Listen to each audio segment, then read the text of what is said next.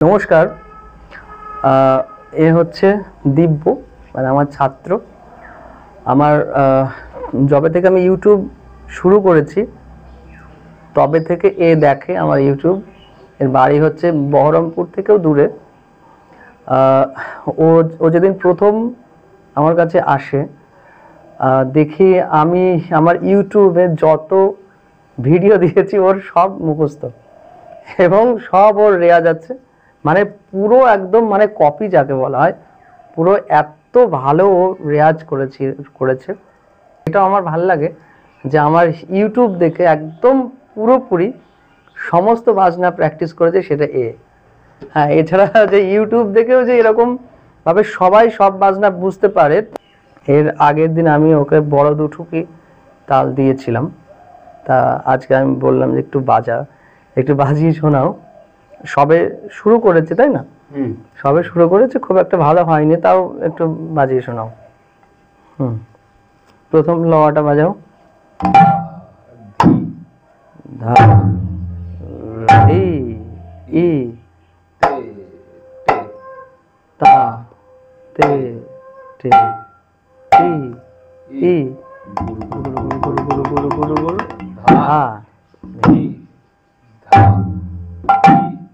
ই তে তে তা তে তে ই এবার তুমি ইয়ে করো, মানে এখানে যদিও গানের সঙ্গে যাচ্ছি না, সবে এটা তো গানের বাজনা শেখার সঙ্গে সঙ্গে গানের সঙ্গে বাজানো যায় না, আগে প্রথমে বাজনাগুলো রেয়াজ করে নিতে হয়, তারপরে হয়। হ্যাঁ, ও সেইভাবেই করছে। যেমন কাটানে প্রথম যেগুলো দেওয়া আছে কি থাক দা থাক দা তাক দা ধেই তি তা তি তা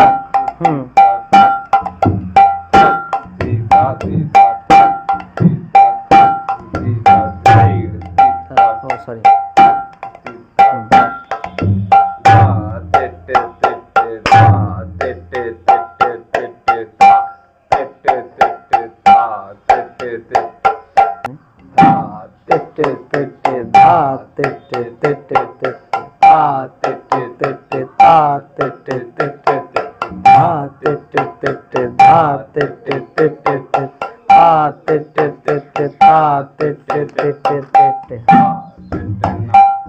না না, এবার দেখো যখন তোমার বাজছে কোনটা ধা তে তে তে তে ধা তে তে তে তে তে তে তা তে তে তে তে তা তে তে, এটা কিন্তু ডবলে বাজাতে হবে। আচ্ছা, ধা তে তে নাক ধিনে ধা তে তে নাক ধিনে নাক ধিনে তা নাক ধিনে তা তে তে নাক ধিনে নাক ধিনে, এইটা। তারপরে কি আছে জানো?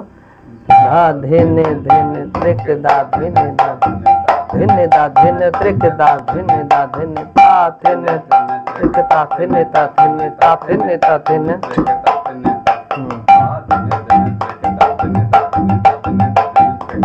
না, লয় ওরকম ভাবে বাড়ালে হবে না।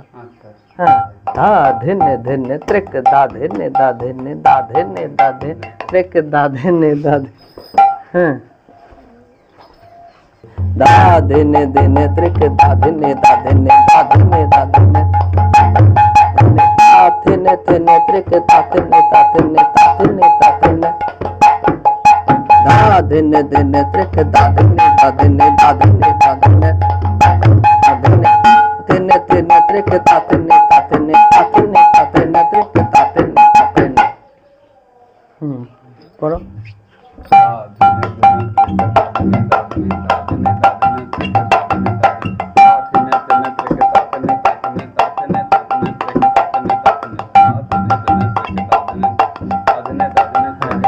নয়টা একটু কমবে। হ্যাঁ,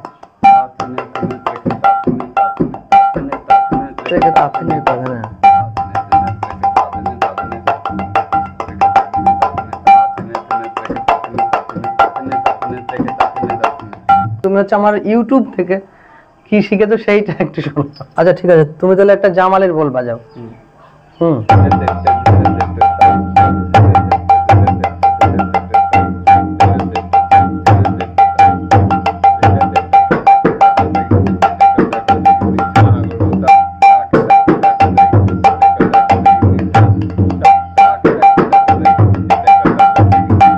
একদম।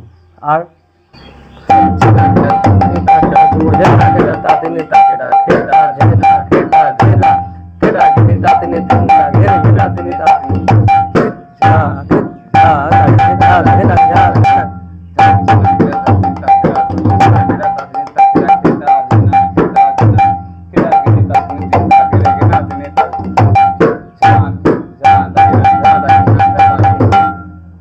আচ্ছা, এবার তোমার যদি কিছু বলার থাকে বলো।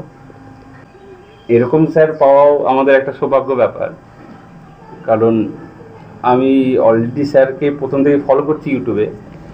আর ইউটিউবে স্যার এত সুন্দর আমাদেরকে বোঝান জিনিসগুলো, আমাদের কাছে প্রত্যেকটা জিনিস খুব সুন্দরভাবে ক্লিয়ার করে দেন স্যার। এটা আর এত সুন্দর হাতে ধরে ধরে কোন হাতে কোনটা বাজবে এত সুন্দরভাবে দেখিয়ে দেন, যেগুলো আমাদের বুঝতে খুবই সুবিধা হয়। এবং স্যারের এই এই ভালোভাবে বোঝানোটার প্রতি আমি খুবই বড় একটা কি বলবো ফ্যান আমি স্যারের। আর আমি তো ধন্য যে এরকম একটা গুরু পেয়েছি। স্যারকে খুব কষ্টে আমার মানে শর্ট করে স্যার তো দেখা স্যারের সাথে যোগাযোগ করা খুবই কঠিন হয়ে ওঠে, কিন্তু স্যার যাই হোক আমার প্রতি যে একটা ভালোবাসা দেখিয়েছে এটাই আমি খুবই গর্বিত বোধ করছি। এবং বুঝতেছেন না আসলে কি বলতো, তোমার মানে শেখার ইচ্ছা আর তোমার হচ্ছে বাড়ি, মানে এত দূর বাড়ি আমাদের বাড়ি থেকে, মানে সে ও বার হয় হচ্ছে ভোরবেলা, না ভোরবেলা বার হয়, মানে বহরমপুরেও যদি বাড়ি হতো তাও কিন্তু সহজ হতো। হ্যাঁ, বহরমপুর থেকে নদী পাড়টা হয়ে তারপরে আবার করতে হয় না, না ওই দিকটায়, মানে এখান থেকে যদি যাই তাহলে বহরমপুরে থেকে গঙ্গা পার হয়ে বাবা কত 18 কিলোমিটার, না ওখান থেকে 6 কিলোমিটার, ওটা আপনি বহরমপুর থেকে 18 কিলোমিটার, বহরমপুর থেকে 18 কিলোমিটার, তার মানে অনেক দূর। বাইকে এসছি আমি ওখান থেকে, হ্যাঁ বাইকটা নৌকায় করে পার হয়ে তারপরে স্টেশনের কাছে গ্যারেজ করে দিই, তারপরে আপনার কাছে এসে এই যা শেখার কাছে এগুলো কিছুই না আমার মনে বলে। একদম তাই, হ্যাঁ আমিও তো করতাম আগে, এখনো করি। আপনার কাছ থেকে অনেক শিক্ষা আর এবং শিখছি, আশা করছি আরো স্যারের কাছ থেকে অনেক কিছু পাবো। সর্বশেষ একটাই কথা, স্যার যেসব ভিডিওগুলো দেন এবং সবার শেষে একটা করে যেসব কথাগুলো বলেন, যে পরামর্শগুলো দেন, যে টিপসগুলো, সেগুলোকে একান্তভাবে কঠোরভাবে পালন করতে হবে। যে পরামর্শগুলো যেরকম যে কতটা লয়, কতটা ধীর গতিতে প্র্যাকটিস করা, এইসব জিনিসগুলো একান্তভাবেই পালন করা দরকার। যদিও স্যারকে আমরা যে পরামর্শ ভিডিওগুলো একান্তভাবে দেখুন আমার তো মনে হয়, কারণ ওগুলো না দেখলে পরে একটু আপনাদের অসুবিধা হবে পরবর্তীকালে বলগো তুলতে, আর কিছুই নয়। যেন প্রত্যেকটা বাজার সাথে আপনারা স্যারের ইনস্ট্রাকশনগুলো ঠিকঠাকভাবে ফলো করবেন, এটাই আমার কথা।